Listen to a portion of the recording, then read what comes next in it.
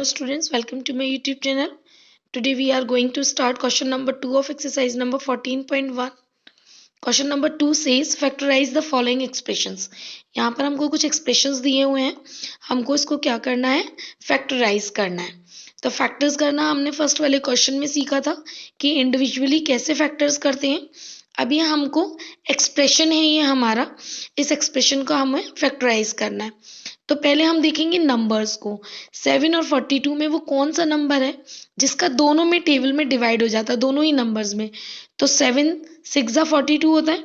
तो हम इसको 7 अगर हम कॉमन ले लें तो कॉमन करने के लिए क्या है, 7x में से जो नंबर हम कॉमन लेते हैं उस नंबर का हम एक्सप्रेशन में करते हैं डिवाइड. जैसे 7x में से हमने 7 कॉमन लिया तो 7 से 7 काट दिया, कितना बचा हमारा x, तो वो x आएगा हमारा यहाँ पर. फिर हमने माइनस है, सो माइनस. अब 42 से हम 42 को हम 7 से डिवाइड करेंगे, 7 6 42, तो ये जो 6 आएगा वो यहाँ होगा.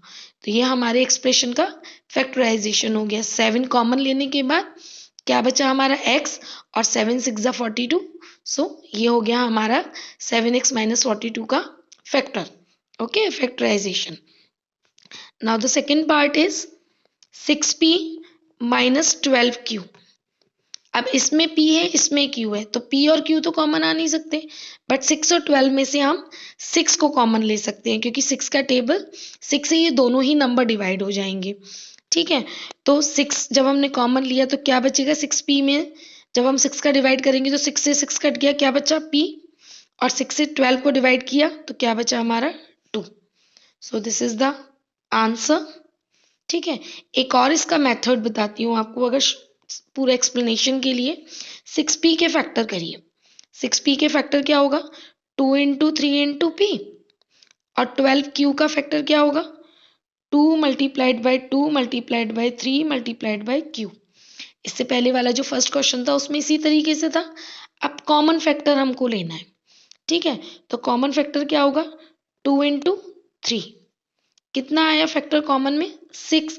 तो जो कॉमन आता है हम उसको लेते हैं, जो हाईएस्ट कॉमन फैक्टर होता है हम उसको लेते हैं, और जो हाईएस्ट कॉमन फैक्टर होता है उससे हम इस एक्सप्रेशन को डिवाइड करते हैं.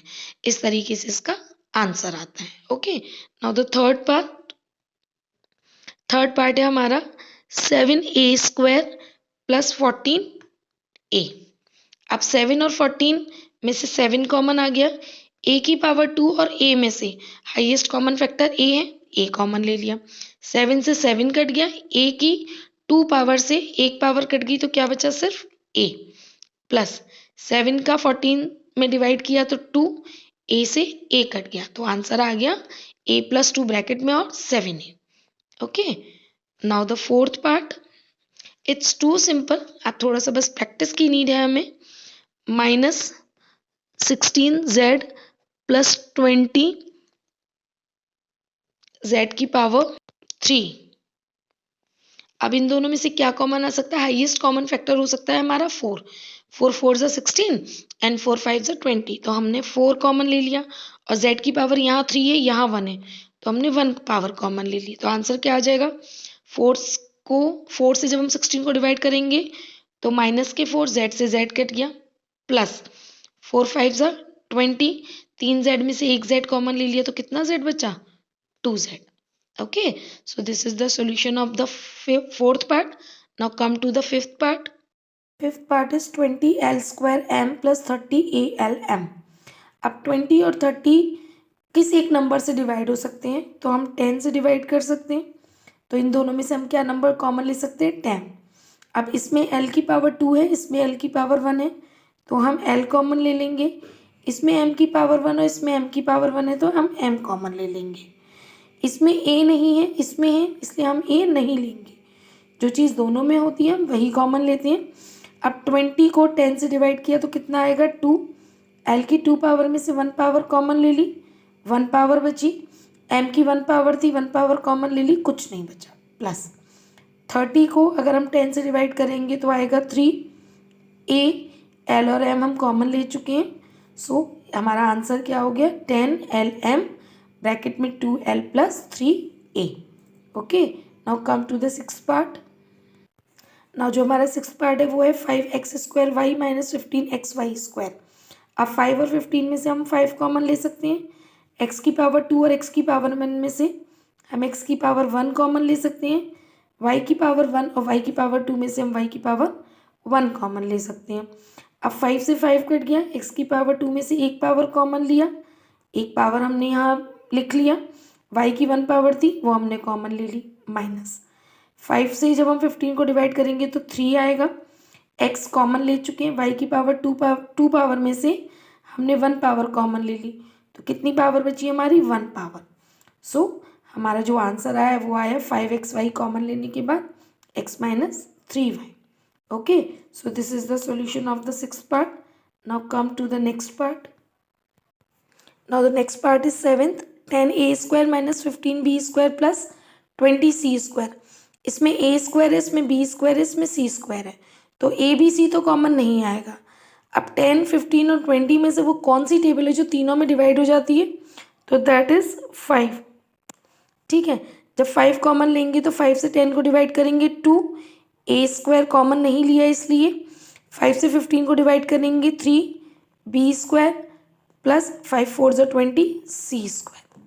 Okay, so this is the solution of the seventh part, क्योंकि इसके अलावा इनमें से कुछ भी कॉमन नहीं आ सकता। Now come to the eighth part. यहाँ 4a² है प्लस 4ab है और 4ca है, तो a भी सब में है और 4 भी सब में है, तो हम कॉमन ले लेते हैं 4 और a, बिकॉज इसमें b नहीं है, इसमें c नहीं है, बट a तीनों में है, इसलिए a कॉमन लिया, 4 में से 4 कॉमन ले लिया, माइनस 2 पावर में से एक पावर कॉमन ले लिए, एक बचा, प्लस 4a हम कॉमन ले चुके हैं तो b बचा, माइनस 4a हम कॉमन ले चुके हैं तो c रेस्ट रह गया। So this is the solution of the eighth part. Now come to the next part, x² yz plus xy² z plus xyz²। xyz तीनों में है, इसमें 2 पावर x की, इसमें 1 पावर, इसमें 1 पावर है तो एक पावर कॉमन लेंगे, इसमें y की 1 पावर है, 2 पावर है, 1 पावर है तो 1 पावर कॉमन लेंगे। सेम एज z की, इसमें 1 पावर है, इसमें भी 1 पावर है और इसमें 2 पावर है, तो हम कम वाली पावर लेते हैं, z कॉमन ले लिया।